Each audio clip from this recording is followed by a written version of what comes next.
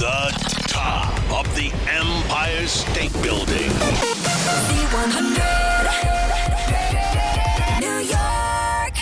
Ayo, it's Z100, New York's #1 hit music station. I'm Josh Martinez with my guest in studio, Eddie Benjamin. What's going on, bro? Ooh, what's up? How you doing? Thanks for having me. Nah, it's all love, man.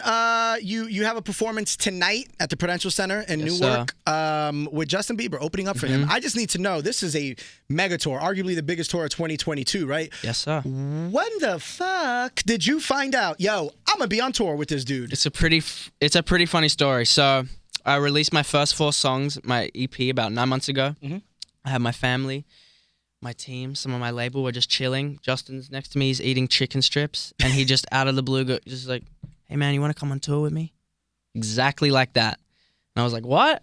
He's like, yeah, do you want to come on tour with me? And I was like, what? He's like, bro, do you want to come on tour with me? I was like, of course I want to come on tour with you. He's like, really? I was like, yes. It was just one of those moments. We were just eating dinner, and he just out of the blue kind of trolly asked me to come on one of the biggest tours ever. So yeah, it was pretty hilarious. And I think the timing could not be any more. I think we're all, for lack of a better term, like fiend out to get back into a venue and just feel that energy. Yeah. Has there been a city so far on this tour where you're like, oh, okay, this city really knows how to have a good time? Man, that's a great question. I'm not even going to lie. Like, his fans are just, their energy is just so amazing. But going to Canada, like, that was pretty insane. And the first few, I mean, bro, I can name so many shows that the crowd has been crazy. But a crazy moment has been, I'm just sitting, I'm singing my song, and for the first time ever, I look up and I'm in space, and there's like just lights up in the whole arena. And that was a pretty special moment. That's the first time it's ever happened.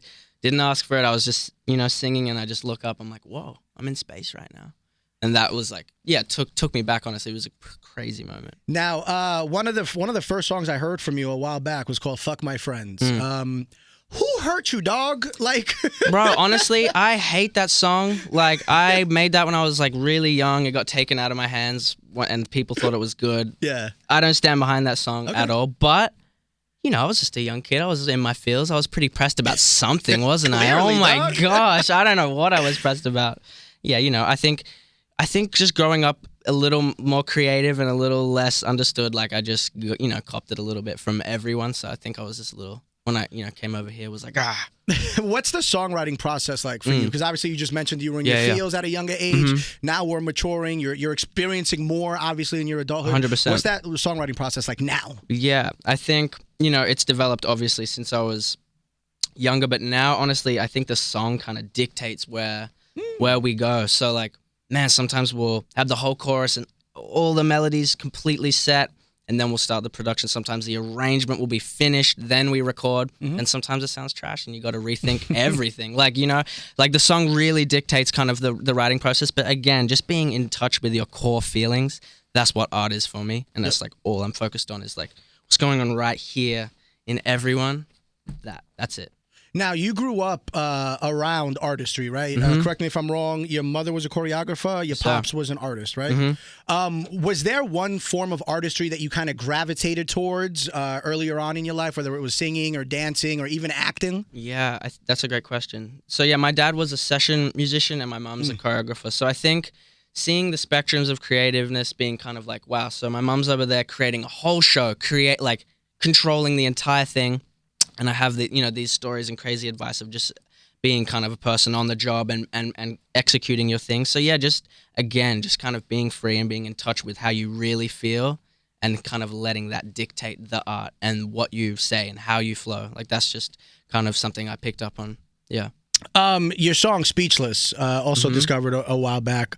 Awesome. To me, it was almost like Alicia Keys' If I Ain't Got You mixed with a Justin Bieber / Ed Sheeran type song. And that was the song that really made me, aside from Fuck My Friends, because I just thought that song was like funny in the most artistic way. For sure, yeah. And then Speechless, like I said, I wanted to make sure I wrote it down. Alicia Keys with Bieber and Ed Sheeran kind of got that vibe. Dope. When you hear comparisons like that, because I'm sure you've heard the comparisons to other artists, what's that feeling like? Because I'm sure you're still, in your mind, starting out, and you're getting compared to all these baller ass artists. 100%. That's a great question. Yeah, like I think to me, when I talk to people, they're like, I'm like, man, I'm just starting. I've done nothing. Like, don't even look at me yet. Like, just wait. But like, you know, then I'll get compared to, you know, a crazy, even with Weatherman, like I get comparisons to my heroes. And, you know, that can be a little shaking sometimes, you know, it rattles you a little bit. You're like, really? Okay, but like, I just try and completely block it all out. And again, just focus on what we're all doing. Yeah. So you mentioned Weatherman, which is the single that's out now. I feel like listening to that track, there's almost, and correct me if I'm wrong, please, there's almost like there's different emotions kind of going on in that song. Yeah. Do you remember while writing that song and putting it together what you were going through at that time? Was it kind of 2-3 different stories coming together, or was it just kind of a huge thought process that happened to kind of ebb and flow? Yeah. That song was an interesting song. So we went to Malibu with 20 days to write the album, and that was the first thing that we made. Like, just went in the room, went in this house, piano, there's the song. And I think, it was a breakthrough moment for me, like sonically, musically, and conceptually. Like, I was just feeling, you know, living in the past, terrified of the future, controlled by all these emotions, very extreme emotions, honestly. So, like, when that song kind of came, it felt just like, it just rushed out of me of kind of just like, we can do this. So tired of living in yesterday. I can't handle any of this rain because it's actually sunny. Like, you know, when you're so blinded by all these things and all these problems, you can't even like appreciate the beauty in front of you. That's kind of just, that concept really just pushed it through and kind of just made it easy, you know, just wrote itself, honestly. That's what's up. Now, you did mention working on the album. What can we expect from the album? Oh my goodness. Yeah. So there's 7 songs of just kind of core life-changing experiences, I would say. So, like, again, like, I really am focused on, like, what does the art mean? I really don't kind of like vague vibes. To me, personally, like, yeah, so, I mean, these are kind of life-changing moments that I've just, like, solidified and kind of stamped in time with a song and music and visuals. And, yeah, it's pretty thought out. It's a concept album. I'm already starting on my second one. Like, I'm pretty planned and have the whole concept. But, yeah. It's kind of what it is. So you've worked with Sia in the past, yeah. And I think she's one of the most underappreciated musical geniuses of our lifetime. What was that like working with someone like Sia and being around her through her creativity?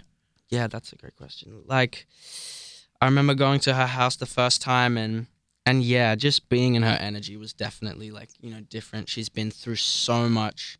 I think it's really interesting, like, yeah, just her career and, again, how amazing she is and how she kind of hides it at the same time. And, yeah, just being around that kind of energy and learning, like, off her and what she's done wrong, how she's hit rock bottom, how things have gotten too crazy when you're at the top and everyone's telling you you're the greatest. Yeah, like, it's been amazing to talk to her and work with her, and I'm glad to call her mentor for sure. I'm glad you mentioned kind of coming up and coming down. I think that one thing that people never discuss publicly is just kind of coming back to center from like a mental health standpoint. And obviously at your young age, you're getting kind of thrusted into this stardom, being on tour with Bieber, even something as simple as jumping on Instagram Live with Bieber at the beginning of COVID, where everyone and their mother was on social media. Yeah, so that is getting thrown into the deep end of the water, if you will, from a public perception. Yeah. Do you have any techniques? Is there anything that you do to kind of come back to center when you're feeling maybe too high or too low? That's a good question. And this is something I've even talked to Justin about. I've asked that question to him, being like, yo, these waves are so intense. I'm going up, I'm going down, crashing down, you know, in kind of the days. Is just like, yeah, man, you just got to breathe, and the work, the time you're spending, you know, the hours you're putting in kind of after the fact is hurting you. He was like, I think you're working too much. That's what he said to me kind of when I asked him that. And, you know, that kind of just would move into just observing him, how he leads, how he kind of does his thing. And yeah, like, again, like going on live and getting thrown into it. But like, honestly, I'm a person that's like, you know, I really love this. I like to be, you know, attention. Like, that's kind of me. But at the same time, you know, it's like, it's good to have people to talk to because it can get intense. I'm not going to say I have it figured out. I'm learning this game. It's intense. Yeah. No, and I love that you're just being honest, and you're not going to sit here and be like, yeah, I do this meditation and I'm back to normal. Yeah.